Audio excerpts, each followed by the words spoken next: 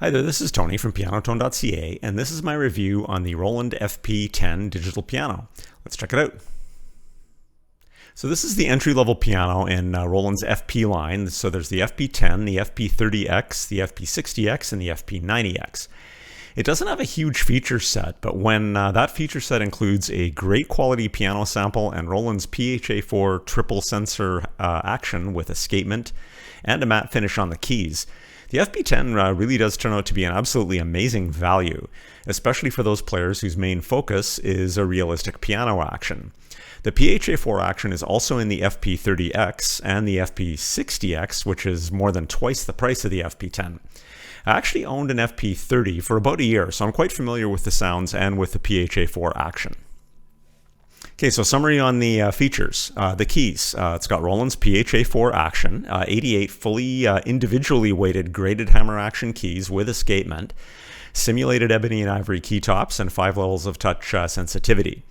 The voices, there's 15 voices. Roland's supernatural sound modeling is used. It's accessible either with onboard key combinations or with the Piano Partner 2 app, and the app actually adds access to 20 additional voices when connected. And there's 96 notes of polyphony. For effects, we've got 5 levels of ambience, which is reverb, 10 levels of brilliance, which is chorus, and for the piano tones, there's built-in string, damper, and key-off resonance. Those are always on and you can't modify them. For connectivity, we've got a 1/8 inch headphone port. It is on the back. That doubles as your audio output.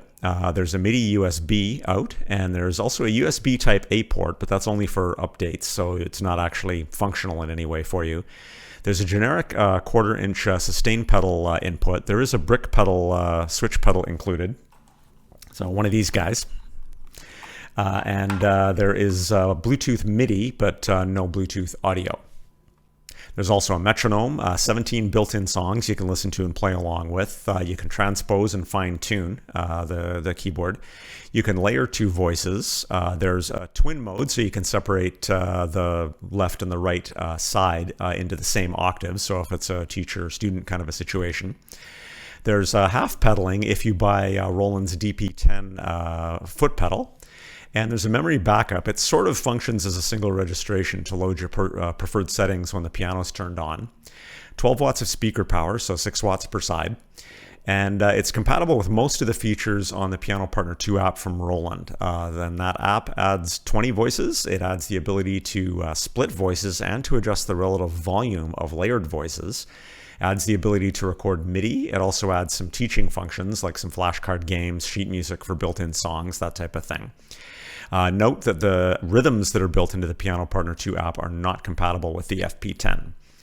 Now, the Piano Designer app from Roland, officially the FP-10 is not compatible with this app, but it does seem to work, at least for some of the functionality. It allows you to modify piano voices for things like string and damper resonance, open and close the grand piano lid, that type of thing. Okay, so the keys. Where to start? Roland has taken the approach with their FP line of digital pianos of pretty much going all out with the quality of their key beds and the quality of their sounds. The Roland FP-10, FP-30X, which is about $300 more than the FP-10, and the Roland FP-60X, which is more than twice the price of the FP-10, all have the same action, which is Roland's well-known PHA-4 action. It's a triple sensor and action, and most, well, all that I'm aware of, competitors in this price range of the FP-10 will only have dual sensors. So it's a very realistic playing feel when compared to an acoustic piano. It has 88 fully weighted graded hammer action keys, and the keys are individually weighted, which results in a more accurate playing experience than in most entry-level digital pianos, where the keys are often weighted in groups instead of individually. So the PHA-4 action also has escapement, which mimics the feel of the hammer leaving the strings on an acoustic piano, and this is a very rare, if not unheard of, feature at this price point. And Roland didn't stop there. They also included simulated ebony and ivory matte key tops, which really helps a lot in preventing your fingers from slipping, which can be an issue on this shiny, smooth, plasticky keys found on most entry to intermediate level digital pianos. Okay, there are 5 levels of touch sensitivity. There's actually 4 levels and then fixed, so disable touch sensitivity. Because I actually prefer a lighter action, I set the FP-10 to be 1 level lighter than its default setting. Now, I actually owned a Roland FP-30, which is the predecessor to the FP-30X, for about a year, so I'm very familiar with the PHA-4 action. I also had a Yamaha P125 for about a year, and I now own a Casio PXS 1100. So to just quickly compare the actions on these three pianos, the Yamaha P125 and its cheaper sibling, the P45, which is a little bit cheaper than the FP10, they both have Yamaha's GHS dual sensor action. My new Casio PXS 1100 has Casio's smart scaled hammer action, which is a dual sensor, but it's enhanced with some software, hence the smart in the name. Now, in comparison to both of these dual sensor actions, the Roland's PHA-4 triple sensor action on the FP10 is noticeably different, even to a relative beginner like myself. It's noticeably heavier, and it's very solid, it's very smooth, it's very consistent, and it definitely feels closer to the feel of an acoustic piano than either the Yamaha or the Casio. I'm not really accomplished enough of a player to notice the escapement when I play, but I can definitely feel it if I slowly press a key. You can feel the bump that is meant to mimic the let-off. And the matte finish on the key tops adds an extra level of control over the shiny plastic keys on the Yamaha, which can be slippery at times. So with all that being said, if your goal is to get a piano with action that mimics an acoustic piano as close as possible, then at this price point you simply cannot do better than the Roland PHA-4 action. But action is a very personal thing, and it depends on what you like and what your needs are. For me, while I like the Roland action for slower piano pieces, I personally find it to be a bit heavy for faster playing. I've been working on a lot of boogie-woogie and blues pieces, and my fingers tire kind of quickly with that action. And I also like playing a lot of electric piano or organ pieces, so a lighter action lends itself better to those needs. So for me, I actually prefer the Yamaha action to the Roland, and I actually prefer the action on the Casio to the Yamaha. The Casio action is lighter still, so playing those faster pieces is nowhere near as tiring, and it feels better for electric piano and organ pieces. And it also has the matte finish on the keys like the Roland does, so for me, best of both worlds. Okay, the voices. There are 15 voices on the Roland FP-10. You can access them either by key combinations on the piano or from within the Piano Partner 2 app. Note that the app also gives you access to 20 additional voices as long as you're connected.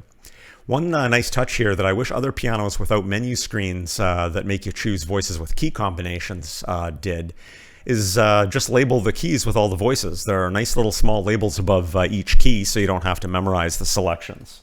So just right in here. So here's a sample of all of the onboard voices on the FP10. I will go over some of the additional voices added by the Piano Partner 2 app when I go over the app and all the features that it adds to the FP10.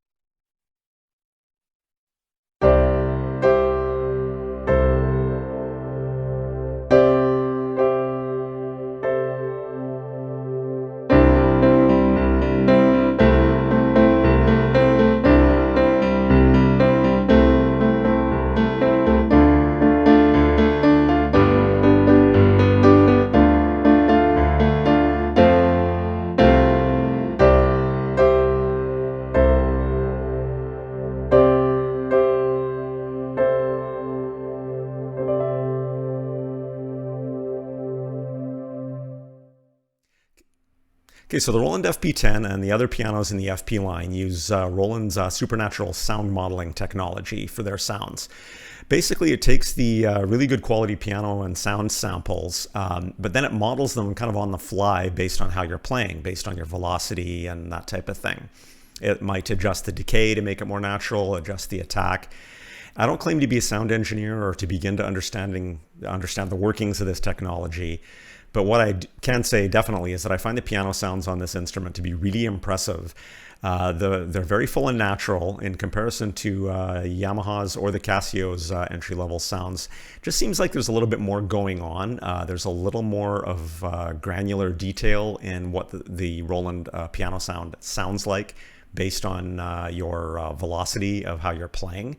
Just a little bit more detail than you're going to find in those other two keyboards. But just like piano action, sounds are also a very personal thing. People tend to strongly prefer one style of sound over the other. Neither one is wrong. They're just very different. So if you can try a Roland FP-10 side by side with a Yamaha P125 and a Casio PXS 1100 or the predecessor PXS 1000 in a store, I highly recommend it, and bring your headphones. Okay, so for the effects, the Roland FP-10 has 5 levels of ambience, which is basically reverb, 10 levels of brilliance, which is basically chorus, and then for the piano tones, there's built-in string, damper, and hammer-off resonance. Those are always on, but they're not configurable at all. So just like in an acoustic piano to the discerning ear, if you hold down a key like C until it is no longer making a sound, and then you quickly strike another key with a harmonic relationship to that key, then you will hear the strings resonating. As if the string started vibrating like it would on an acoustic piano. This is incredibly cool, and it really does add to the realism of the Roland sounds, especially when compared to their competition, in particular the Yamaha P125 in this price range. The Casio PXS 1100 actually does have some pretty impressive string resonance as well. So here's a video of the default ground piano sound with different levels of ambience and brilliance, and I will also demonstrate the string resonance.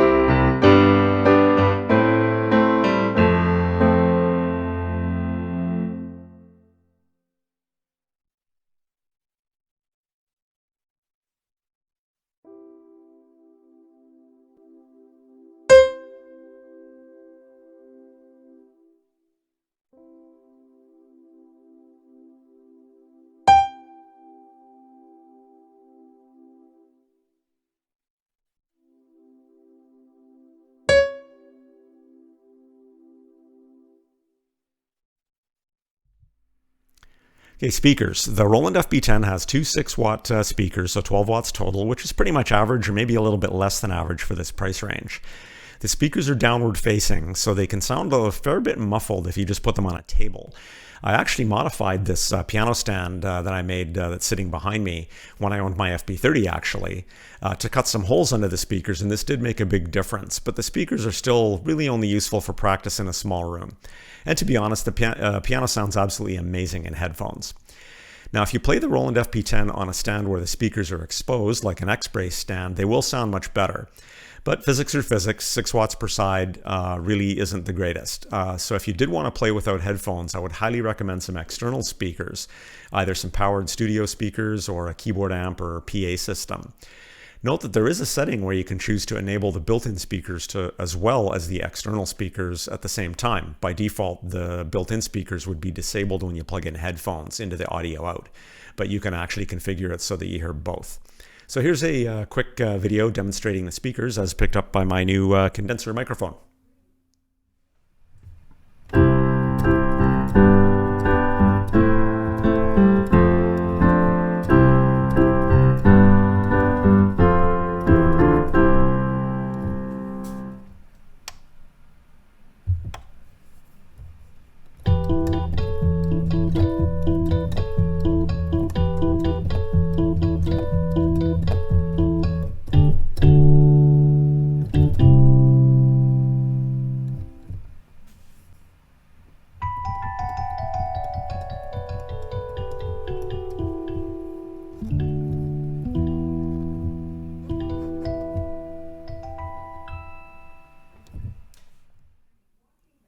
Okay, connectivity. We've got a USB MIDI port that connects to a PC, tablet, or a phone, so you can use it to connect to Piano Partner 2 or any app that understands MIDI data like GarageBand. There's a USB flash drive port, but don't get excited. Unfortunately, the only functionality with this port is for running firmware updates from a flash drive. There's a generic 1/4 inch sustain pedal port. So as I mentioned earlier, there's the the basic little brick pedal that's included, you definitely need to replace that with a higher quality pedal right away. Either to a generic sustain pedal, make sure you get one with a polarity switch, or to the Roland DP-10 pedal, which supports half pedaling. And there is no triple pedal option for the FP-10. There's a 1/8 inch headphone port that doubles as audio out for connecting to external amplification. And there is Bluetooth MIDI. There's no Bluetooth audio. So you can connect to a device like an iPad to send and receive Bluetooth MIDI as opposed to using the USB to device port with a cable. So you can run apps like Piano Partner 2 or GarageBand that way. Now note that trying to record MIDI with Bluetooth can often suffer from some latency, so for recording I would always recommend using a cable. I should also note that when I had my FP30, I found that the Bluetooth connection was kind of unreliable and a little bit flaky. It often had to be reset and reconnected. I don't know if this is also an issue with the FP10, but when I had my FP30, I always just used a cable. Now, the two things that are noticeably lacking here is that there's no audio in, whether audio in port or Bluetooth audio in, so there's no way to stream audio into the piano to play along with. I do actually have a post that I'll link to below on how to you can overcome that in different ways with some gadgets and that type of thing. There's no line out ports, which is the best way to connect the piano to external speakers, an audio interface, or a PA system. You can use the headphone jack for this purpose, which is how I'm recording the FP10 in this review. You split the signal, the stereo signal, into two 1/4 inch left and right mono signals, and then you connect that to your external amplification or audio interface or whatever. That's also the same connection that I use in my busking setup, where I connect my Casio Tone CTS1 keyboard from its headphone out to my Bose S1 portable PA, and to be honest, it sounds great. So this is totally workable, and there are many people online, as well as some professional gigging musicians that are friends of mine, that use a headphone out with that type of a connection all the time and use it on gigs, and they're fine with it. But it is true that you do get a stronger and better consistent signal from proper dedicated line out ports. So if you are a gigging musician or plan on doing a lot of audio recordings, then that might be a sticky point for you. If not, then I wouldn't worry too much about it. The other thing to note is that when you use the headphone jack to connect to anything external, the speakers on the piano are muted by default, but you can override that if you prefer and enable the built-in speakers. So it kind of gives you a monitor if you're using like a keyboard amp on a performance as well. So helps you hear what you're playing. Okay, so the Roland Piano Partner 2 app. The Roland FP-10 is compatible with almost all the features of the Piano Partner 2 app from Roland. You can connect to this app either using a USB to device cable, or you can use it with a Bluetooth connection. As I mentioned above, with my FP30, I always used a cable. But I'm also old school, so you might prefer and enjoy using Bluetooth.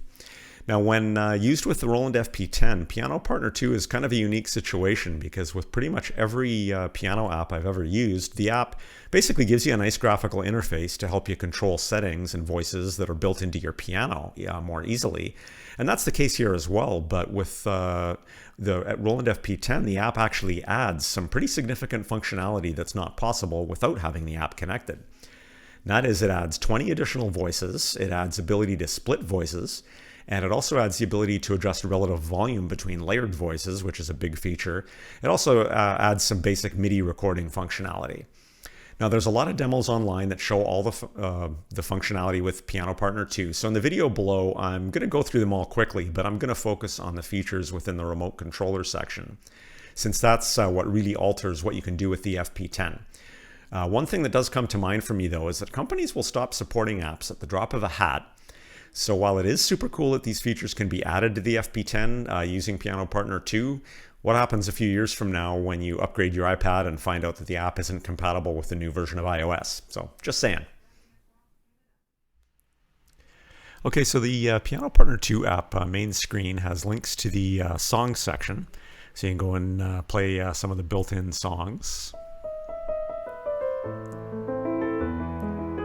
And if you want to see the sheet music as you play, you can go to Digiscore Lite and play along if you want. You can also speed it up or slow it down with the tempo settings, and you can also just listen to the left hand.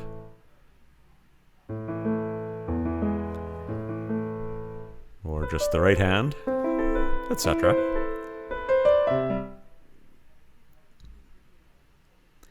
And then the flashcards, these are basically games where you can kind of test your musical ability. So you can either listen to sounds and try to match them on the keyboard, or you can read notation. So if I click start, it's going to show me bass clef. I'm going to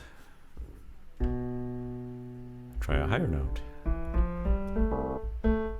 Oh, wrong. Let's try E. There we go. So I get a good mark on that, etc.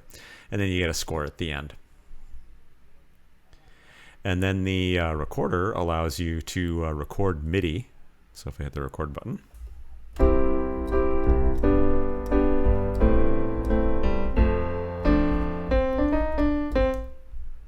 And then I can basically play that back.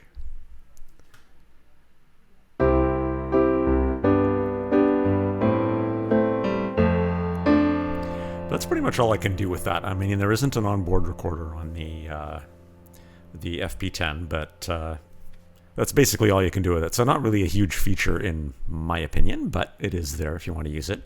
And then the diary basically tracks on a calendar how many times you've played, how long you played, these are the different keys I tended to play. So if you're into that kind of thing, it can be interesting. But the main reason to look for at the Piano Partner 2 app is for the remote controller. So just as with most digital pianos or keyboards that have an app that allows you to control what's the settings and choose voices and things, that's all great. But the unique part about the Piano Partner 2 app with the FP-10 is it actually adds some pretty notable functionality.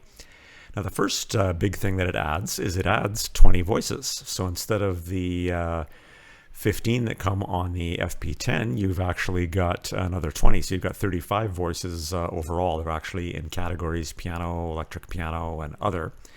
This is basically bringing you up to the voices that come on the FP-30 digital piano. So you can see I've got an extra piano. It's a ragtime. And then in electric piano, there's another electric piano in here that's actually really cool.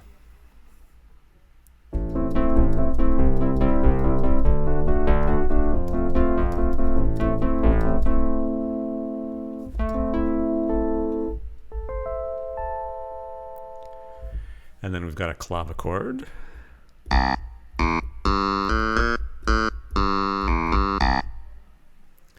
And a celesta. Synth bell. And then in the other section, there's a whole bunch of stuff in here. The harp, I remember from when I had my FP-30, I quite like that.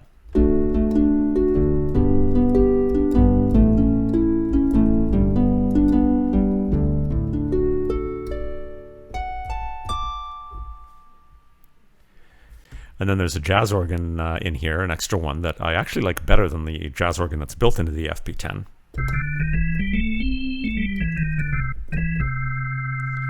And you've got accordions, you've got choirs.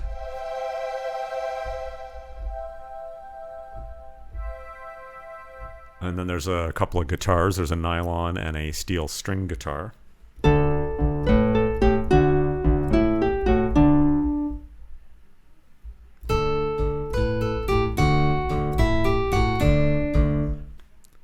And some different strings and some decay choir and pad and stuff. But the really cool thing in here, at least in my opinion, is that there's 3 different basses. So there's an acoustic bass.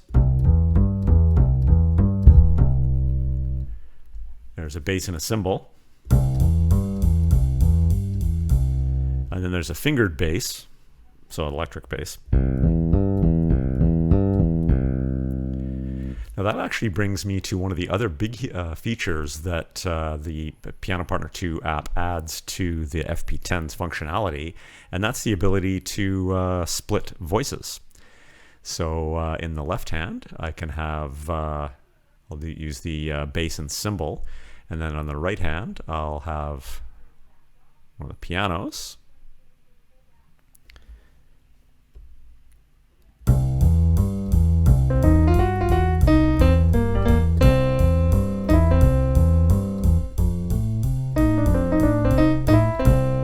And I love doing that kind of stuff. I do that all the time. So that's super, super cool because you can't do that with the FP-10 without having the app.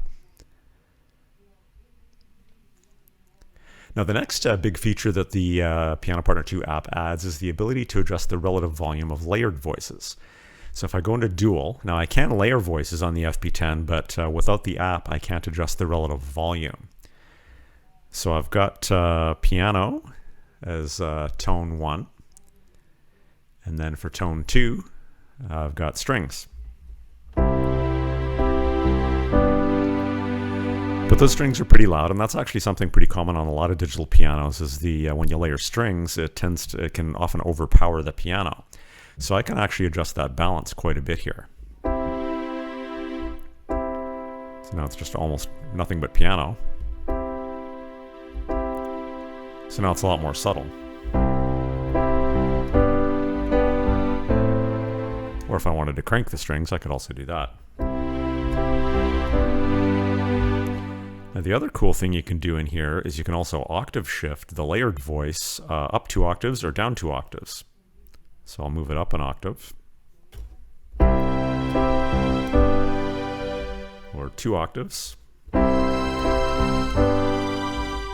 can also put it down 1 or 2 octaves. Those are some low strings.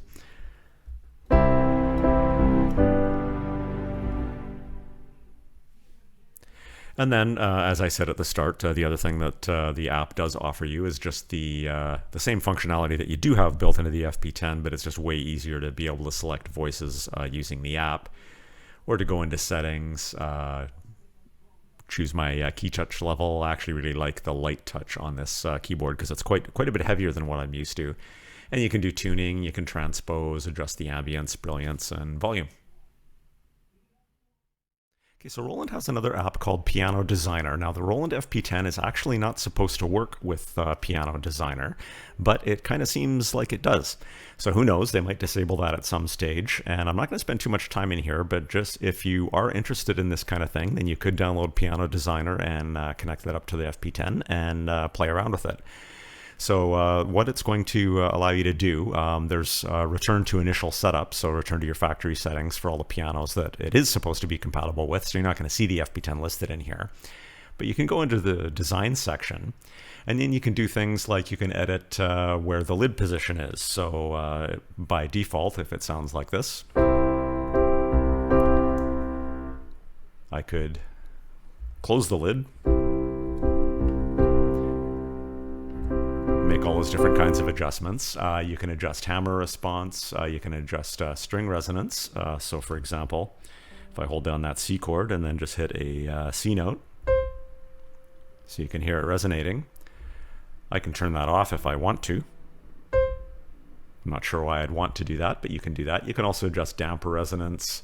You can adjust the key touch in here as well. You can do that within the Piano Partner 2 app though. So for example, I can turn it to fixed or to whatever, bit more of a granular selection than you have in Piano Partner 2, which is just basically 5 settings. In here you've got 100 settings, but it's basically the same thing. Key off resonance, you can adjust the tuning, you can also adjust the ambience and brilliance in here, but you can do that in Piano Partner 2 as well. But and if you did want to save any of these things, then you can click on Store to Piano. Now, I actually did not test whether or not saving sound edit gets saved, so let's try that right now. So I'm going to change the, close the lid, so you have this sound. I'm going to try and store that to the piano, and I'm going to see if this works. So I'm going to turn the piano off. And then I'm going to turn it back on again.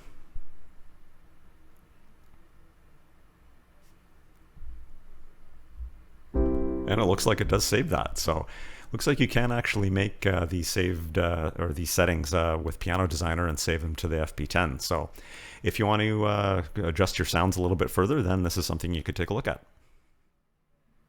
Okay, so the other features. There is a metronome, of course, built into the FP10, and you can configure it for tempo and also edit what beat the main chime comes in, so you can set it to 4/4, 3/4, 2/4, etc. It is compatible with half pedaling. The Roland FP10 comes with a very plain brick foot switch pedal, and you really should upgrade that either to a generic pedal. Make sure you get one with a polarity switch. I'll link to one below in the description, or to Roland's DP-10 pedal, and that pedal actually supports half pedaling. Note that there is no triple pedal unit available for the FP-10 though. Like most digital pianos nowadays, you can transpose to different keys, which is great for beginners like myself. You can also fine-tune the piano to whatever hertz you want. For example, if you're playing along with someone with an acoustic instrument that's tuned just a little bit off of standard tuning, then you can actually tune the piano to match them. Personally, I'd get them to tune back to you, but that's just me. There's also twin mode. That'll split the keyboard into two halves that are the same octave. Typically, that's going to be used if you're playing with an instructor at the same time, so you can both be in the same octave. There is a memory backup. That allows you to automatically load your default settings when the piano is turned on. So it's sort of like a single registration.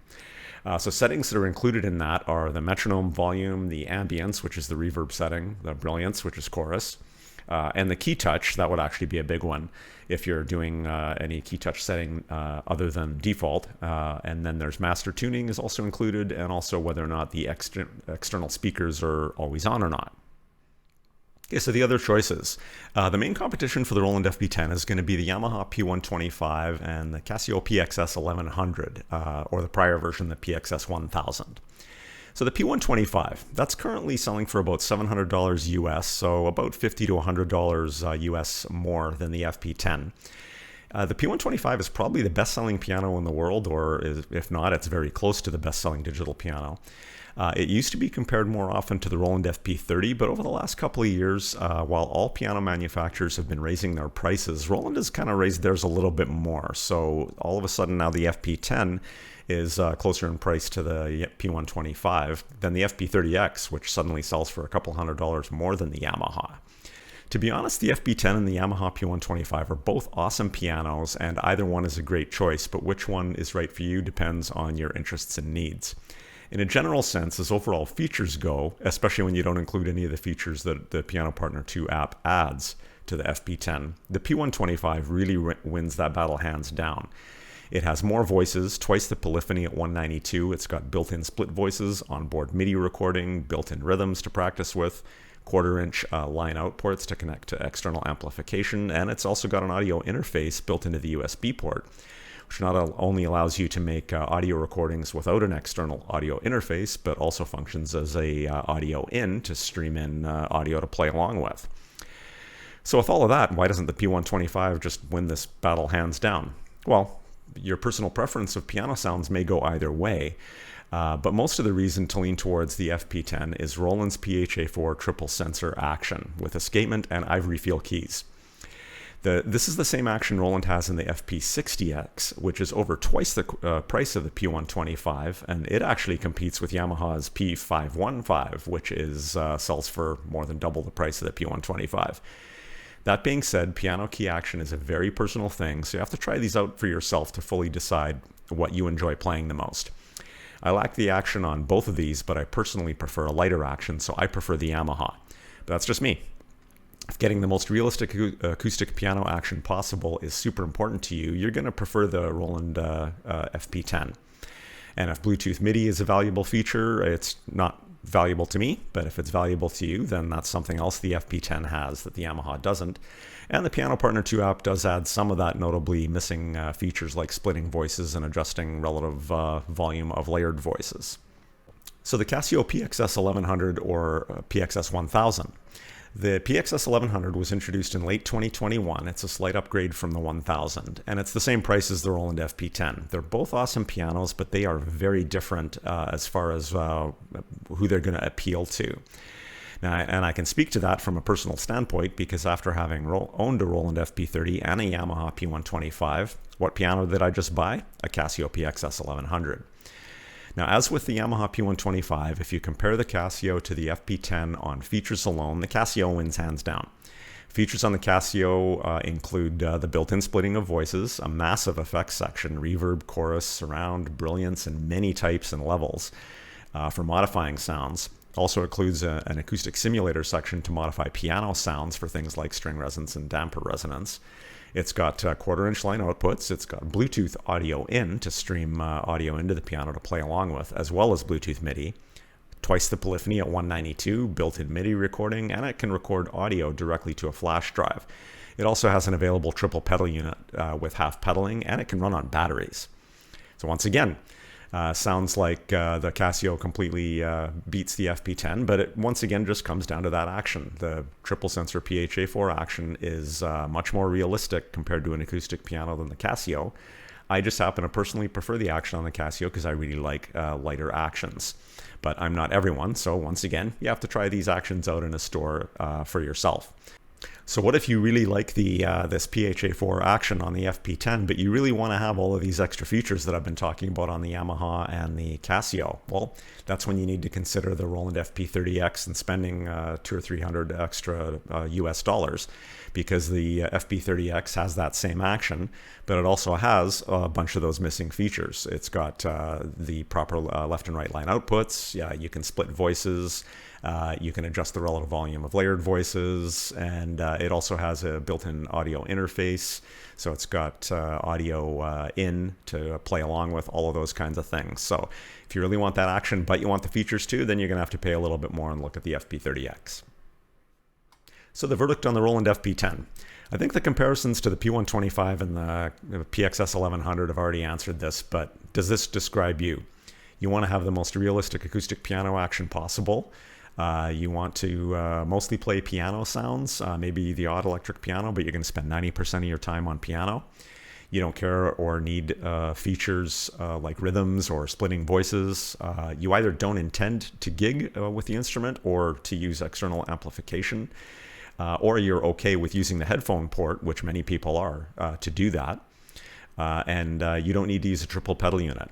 If that describes you, then I can definitely recommend the Roland FP-10. It's a piano you're going to love.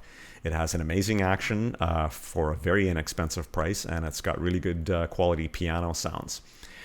So if the action is super important to you, but you don't really want to lose out on those other features, then like I mentioned, maybe consider going up to the FP-30X. And if you aren't particular about the action and really want some of the other features, then consider the Yamaha P125 or the Casio PXS 1100. Those are both great options. So if you want to check out current prices on the FP-10, the FP-30X, the Yamaha P125, or the Casio PXS 1100, please click on my affiliate links below to check those out.